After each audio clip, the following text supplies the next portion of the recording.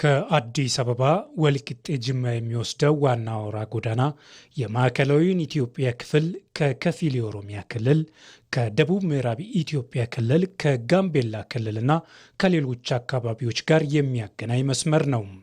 ሆኖም መንገዱ ለረጅም ዓመታት ከማገልገሉ የተነሳ በመጎዳቱ ለጉዞ አስቸጋሪ ሆኗል።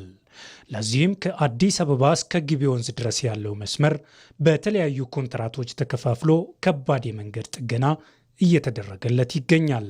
ከሰበታ ከተማ ዲማ እስከ ቆራ ከተማ ያለውን በያየካ ጥገና እያደረገለት ሲሆን ከቆራ ከተማ እስከ ግቤ ወንዝ ያለውን ደግሞ የከባድ ጥገናውን ቲክስ ኮንስትራክሽን ከኤምሲጂ ኮንስትራክሽን ጋር በጥምረት ጥገናውን በማከናወን ላይ ይገኛሉ።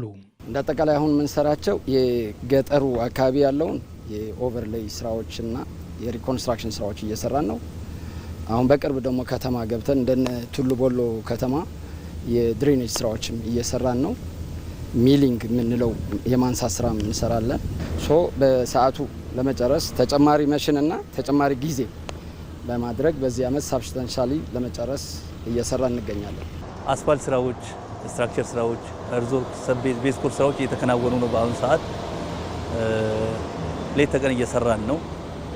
ስለዚህ ለሚቀጥለው አመት ሳብስታንሻሊ ኮምፕሊት የማድረግ እቅድ አለን። ከአዲስ አበባ እስከ ግቤ ወንዝ ያለው ዋናው መስመር በድምሩ 157 ኪሎ ሜትር ርዝመት ያለው መንገድ ነው ከባድ ጥገና እየተደረገለት የሚገኘው። ሎቱ ሰበታ ቆራ መንገድ እንግዲህ መንግስት ከፍተኛ በጀት ወደ ከ1.4 ቢሊዮን ብር በላይ በጅቶ የመንገድ መልሶ ግንባታ ስራ እየተከናወነ ሲሆን የሎት ስሪ ቆራ ጊቤ ሪቨር ደግሞ ከ1.6 ቢሊዮን ብር በላይ ተበጅቶለት በስራ ተቋራጮች በኩል እየተከናወነ ይገኛል ማለት ነው።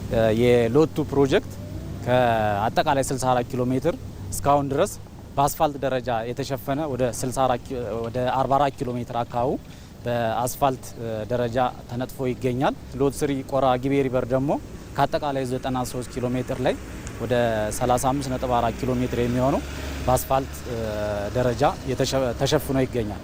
ከአዲስ አበባ እስከ ግቤ ወንዝ ያለው ከባድ የመንገድ ጥገና መደረግ ጊዜያቸውን የሚቆጥብ የንብረት ጉዳትንና እንግልትን የሚያስቀር እንደሆነ የመንገዱ ተጠቃሚዎች ተናግረዋል። ንብረታችን ብዙ ነገር ጎማ ይበላሻል፣ ባላስቲራ ይሰብራል። ምን ይላል። ሁለተኛ ደግሞ ሰዓት ይፈጃል። አሁን መንገድ ሳይመች ሲቀር በስነ ስርዓት መኪና እንቅስቃሴ ይገድባል እና ፍሰቱንም ያሳልጣል። አሪፍ ሲሆን ደስ የሚል ከበፊቱ ምናምን ነገር በጣም ደስ የሚለው ለመኪናችንም አሪፍ ነው። ለእኛም ምናምን ነገር አሁን በፊት ምናምን ሰዓት በጣም ይገለብን ነበር።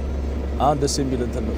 እኛም ቶሎ በጥነን ብፈልግ በቷ እየደረስን ነው ማለት ነው እና የቀረውንም ቶሎ ጨርሱልን። ደስ ብሎናል። ከአዲስ አበባ እስከ ግቤ ወንዝ ያለውን የከባድ ጥገና እስከ ቀጣይ ዓመት አጠናቆ ለአገልግሎት ክፍት ለማድረግ በትኩረት እየተሰራ ነው።